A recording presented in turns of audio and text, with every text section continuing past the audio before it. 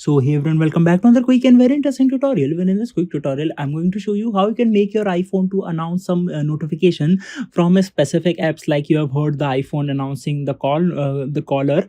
Just like that, you can even announce the notification as well from your iPhone. Now, in order to do it, just simply open the settings of your iPhone.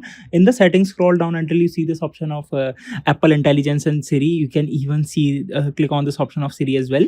Once you click on this option of Siri, scroll down until you see this option that says announce notification. Just simply click on this and hit enable, and once you enable it, here you can see you'll find the list of all the applications that are installed in your iPhone.